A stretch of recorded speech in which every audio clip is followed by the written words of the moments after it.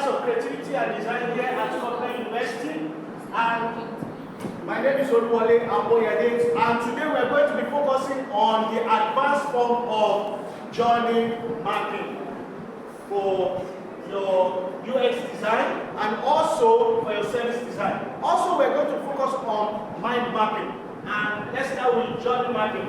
Now, journey mapping can be defined as establishing the beginning and the end of the experience, identifying key moments, and you can do that by writing down what your customers are experiencing about your product or service.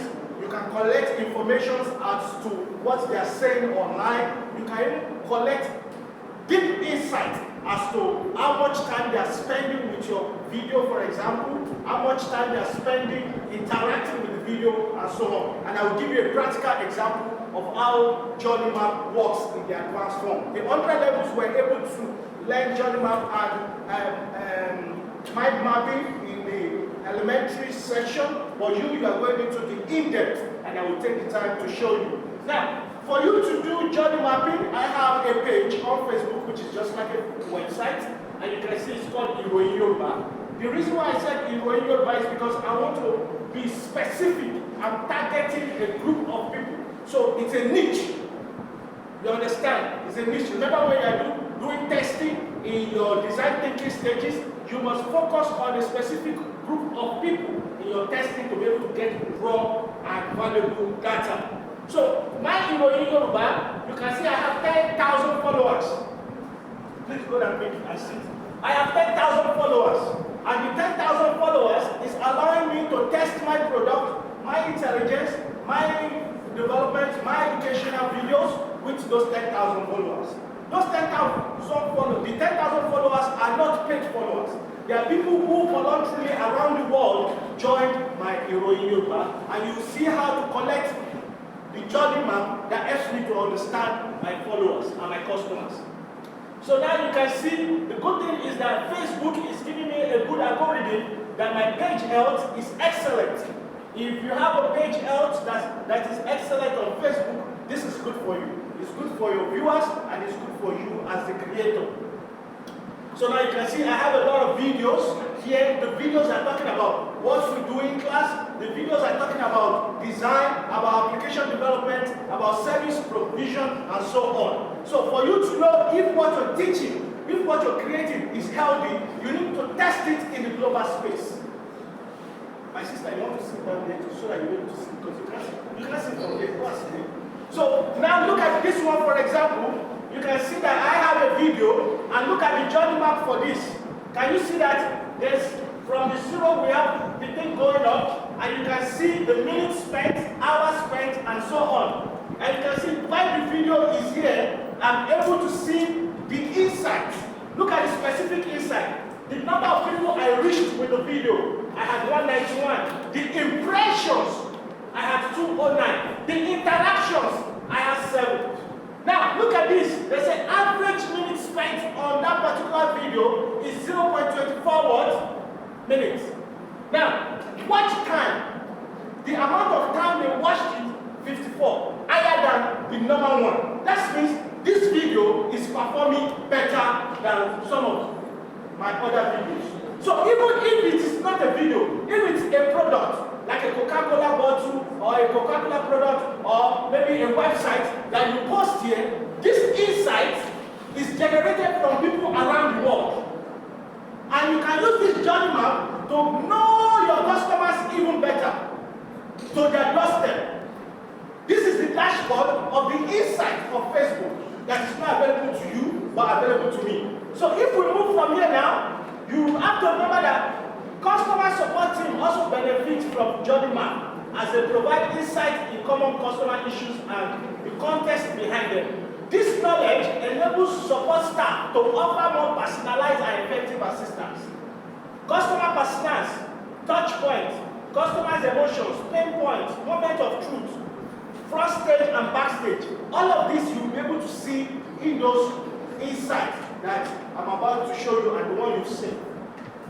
So we're just going to move forward, and you can see for this one now, you are specifically knowing your audience. like as if you are going into their house to know them. Can you see? They are telling me age and gender of people who watch the video.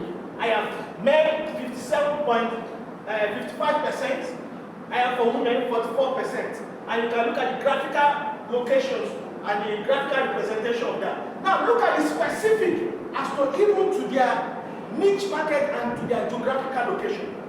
In Lagos, I have 3,000 students. Look at the video.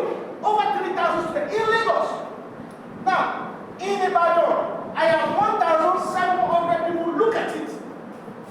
In Ilorin, which is even far away from here, I have 1,000 people looking at it. In Osogbo, I have 300 people, which is Osun State. And then in Abeokuta, Nigeria, which is just right here, I have 252 people. What does that tell you? Does this give you area of concentration? Does it help you to understand your market? Yes. This is what we call journey mapping. But it gives you an insight as to what's happening to your content, to your video, to your services, and so on. Now, look at what's also happening here. Now, also remember, when you have this type of viewers who are not manipulated, these ones are not paid followers. They are original followers. You will have some big company people that come to hijack your stuff because you have a market space. Now, those are hackers.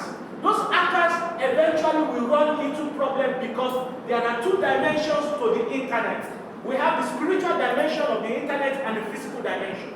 Most people don't know the spiritual dimension of the internet, they only know the physical. And that's why a lot of people are suffering today. Now, you have to be very careful with that because there's always the spiritual dimension to everything we do. So stay away from committing crimes with this kind of data. Now, if you look forward, you will now see that even in Ado-Ekiti, in Akure, look at the specific, up to Abuja, Ikorodu, Oyo, and Osogbo and so on, you can see I have details of the number of people looking at my content. So your journey map is able to generate all of these details for you, which is good for you. Now look at this one here. You can now have conversation with those people connecting with your product or your service, okay? And you can chat with them. The dashboard allows you to do that. And you can see some of the people who are there. This one is already chatting. Some, the other was somewhere, is already chatting with you. That will enable you now to go deeper and have a one-on-one conversation with what? With your customers. Okay? And the next one, can I see now? Key component of an effective journey map. Look at it here. Customer personnel, touch point, customer's emotion. If I'm having a conversation with a particular individual, I can pretty much get their emotions from that one-on-one conversation you just saw on Facebook, right? In that dashboard. I can know their emotion. If they're angry about my product, if they're happy about my product, I can get that from that interaction. So we're going to move on. Now, integrating customer journey map into design thinking. You must empathize with the user and then ideate solutions, come up with solutions. And also implement. That implementation is very, very, very, very important. You can see that when that person, I did not pay the person to talk to me. The person is talking to me because of the product. So you must tailor your conversation and stay with what the product is all about and what the product is doing, and then allow them to give you feedback as to their experience with your product. Okay? What you can do better with the product and so on. Then you prototype your prototype, like your own case, you have a prototype, which is great. Define pain points, highlight what they don't like, what they like, all this stuff. Then, when you do this, it will allow you now to understand, and you can see common pitfalls. Avoid these pitfalls. Failing to update the journey map. Your journey map, the video insight will continue to update across the year. Because as more people watch it, your statistics will continue to rise. You will continue to know. The week it goes down, the week it goes up, and so on. So Always update and always monitor what's happening to your product or service. Using only quantitative data, you must be able to quantify it. Like I just showed you, in Lagos, I know how many viewers. In Ibadan, I know how many viewers. In Akure, I know how many, and I also know the disparity, the difference in those viewers. And I know area to focus on and area not to focus on. Okay, so overlooking the importance of cross-departmental collaboration. You can collaborate with different people in different departments. Then neglecting different users' personnel, you must be very careful. You don't say, that person is an Igbo person, I'm not going to do business with them. No, don't do that. Okay? Don't do that. So now, we're going to the next one. Tools and techniques of creating journey maps. You can use interviews, empathy mapping, customer feedback, digital analytics. Digital analytics is like the one you just saw, with the maps, with the graphical representation, and so on. Service blueprint, and then stakeholder workshops. You can do workshops, okay? So now I'm going to move to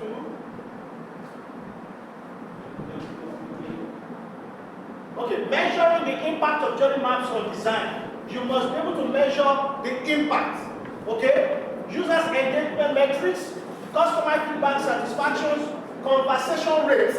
In the conversation I'm having with the person that you saw the dashboard, I should be able to say how many people did I talk to this week? How many people did I talk to last week? To be able to know if that's, you must measure it. Then time on task. Like for you, how much time are you using in creating your product? How much time are you using for marketing? So that when you quantify your time, when you know how much time you are spending on all those tasks, it will save you money. Okay? Then A to B testing. Remember that any little thing, test it before you push it out. Okay? Then mind map. So let's come to mind map. In mind map is different from journey map. Journey map is about the customer. Mind map is if you have a project and you want to get the project done, how do you work with others and also make yourself to be able to get the job done without losing money, time, and energy? So mind map allows you to get the job done, to get your projects done, to get your task done without losing what? Your time, money, and energy. And you can apply that to a lot of projects. And you can see planning, collaboration, creativity, productivity, and analysis will form a mind mapping experience. But we're going to go into specific, and I want you to look at this. In this case now, we have the center, the core of it, the project. So first, you must name the project. If you don't identify the project, you are going to have problem. So you must name the project, and then from the project, you will start to spread your tentacles like a Spider-Man, and you can see how that works. So you can see from the project now, we are now saying, do I need teams to work on this project? Do I need budget? What will be my budget for you? Are you going to work alone, or do you need other people? And if you need other people, how much is it going to cost? Apart from that, resources, what type of materials do we need? Scope. Is it going to be on a large scale or on a small scale? Then planning, the strategy, the physical movement to get the thing done. But you don't stop there in this mind mapping. You have to also connect with this to see other areas to make your journey a wonderful and productive one. And you can see with this now, from the project, you went to the team, the planning, the scope, the resources, and the budgeting. You are now extending forward. So how many team members do I need? Do I need just one team? In your own case, as an entrepreneur, you might not need the agile team, which is 9 in members. You might just need maybe 2. So you might need maybe team 1 or team 2. And then from there, stakeholders. Who are the stakeholders? Who am I designing for? Okay? Who am I designing for? There must be a niche, there must be a focus. And then from there now, in your budget, you are looking at resources and expenses. You are also thinking about your staff. Thinking about the staff. And then in resources, you are looking at materials. For you now, if you are going to do what you did earlier, you are going to look at Do I get more envelopes? Do I get more t-shirts? Where can I get the t-shirt cheaper? And I get other materials that are cheaper than just t-shirt materials. So you have to do market research to get those information for materials. Then in the scope, we're talking about requirement and structure. What will be the format, my workflow? How am I going to work effectively so that I master my work process? It's a workflow, the structure and the requirement. And when you go to the planning, you are looking at the deadline. You must set a deadline. Before so time, I must finish this task. You are looking at estimates, risk, and goals. That's in the planning there. So this is a typical mind mapping spider diagram to help you achieve or finish or complete your project and your design or your creation, either a service or a product. Now, look at this one now. Another my business plan. Say you want to start a company and you want to use mind mapping to start a company. You can say the core, the project is my business plan. Can you see at the center there? And then the timeline. When you guys, everybody listen to this. Your business plan will allow you to now say, when do I want to finish my business plan so that I can register the company? The strategy to register the company. The team who is going to be on my business plan as a board of director or so on and so on. You have to have them ready. The competition, you must understand those who are doing the same thing like you and how you are going to get better. Now look at this one. We're talking about the analysis, your mission, your marketing plan, your finance. All of this will be part of your business plan. So this diagram is what we call a what? A mind mapping diagram. Okay? That's mind mapping diagram. So in this case now, let's just go further. You can see in this case, I'm using a creative way to say I want to design a logo and I want the fruit that our creativity and design should be fruitful.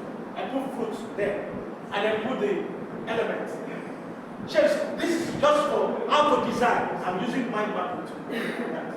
But so now we go and you can see the advice from your work. Guys, look at our work now. Now, this particular work we posted online. So when you post this work, look at what's happening now. I'll just give you an example. For example, I had to put my name, my phone number, and my identity so that I don't look like a ghost to people, because if there's anything, they should be able to call, right? Okay, now you need to create that identity. Don't be scared to put your picture there. You are dealing with social media. People can always figure you out anyway. So why are you hiding from them? Okay? Yeah. So now, in this case, look at the work you guys are doing. Can you see they are there? And the fact that they are there, they can actually learn the process you've gone to achieve that. So, in this case now, when we are looking at the journey map, we actually documented the process of getting that prototype done. Okay? And look at everything we have in class, you can see that they are all documented, right? And this is even before you guys came. Those who have graduated yet, all their works, they are here. And look at it now. In this dashboard, can you see? I have the videos in this dashboard. They will be telling me number of views, comments, likes, and dislikes. You will be getting all of that. And I will show you an example. Look at this one. Your channel got 33 views in the last 28 days. So in 28 days, if you have 33 views, no adverts, nothing. No adverts, nothing, no promotion, nothing. Just people discovering it. If you have 38, if your channel got 33 views in the last 28 days, that means in those 28 days, the students who came from around the world to learn something in that space are what? 33 in number. Remember, it's an educational what? Service. For you, you are providing both an educational and a product. Change your understand. You will have a product for sale. You will also say, this is how I do it. You have 2 videos. You understand? So you should think in that. You are not just providing education, you are also providing what? Products. So in this case now, I can see the map. You see, the watch time went up. That means the interest on the video is going higher, and you can see the green, the watch time, and you can see about the same as usual. They are giving, when it's green, that means the video is getting good response. Okay? So again, look at this one. Look at this one, where I had very bad comments. This video has gotten 1 view since it was published. That means it has not been propagated. I don't propagate my videos because I'm not into monetization. I'm just for educational service, right? Okay? So in this case now, I just got 1 view. But this insight is allowing me to now go and look at the video again. Why did I get 1 view? It gets to 33 view on the other video. Are you getting the point now? You must be able to make those disparities. So you can look at this one now.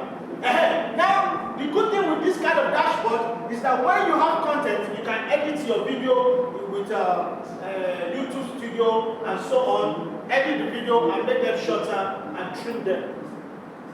So that will allow us to now go to the last one. And you can see this is the EDS day that is before you guys. You guys will be doing your EDS day in Omega section. And you can see some of the products that we had and some of the students who came here to display their products. Guys, you guys have to prepare for the EDS Day in 2025 in the Omega section.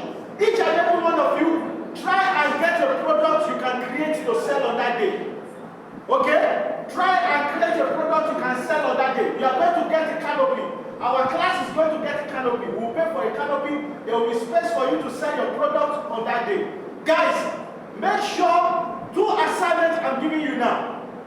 Make sure you come up with a company. Try and register a company name that you will be using once you get out of school. Okay? That is 1. Number 2, make sure that you are already thinking, because you'll be going on holidays very soon. During your holidays, make sure you are thinking about a product you can showcase on the EDS day when you resume in Omega section and you can sell and make money. So you must prepare for that, okay? Okay, good. So now here's what's happening now. I'm just going to go back. We're going to do a quick practical.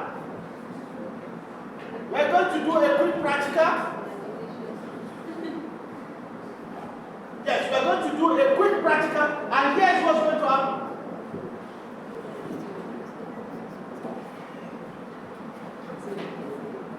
Guys, remember we have the last week we were verifying, make sure your name is here. Make sure your name is here because this is where the scores will go to. Make sure your name is here. I think you were in class last week. Make sure your name is here and sign the attendance before you leave. But our practical today, please get your pen. Okay? Get your pen. How many of us in class? 1, 2, 3, 4, 5, 6, 7, 8, 9, 10. Okay. In twos. You have to be in twos. Please. In two. In twos. Our practical started. In 2. Pair with somebody quick. Make sure at the back of this, you write your name.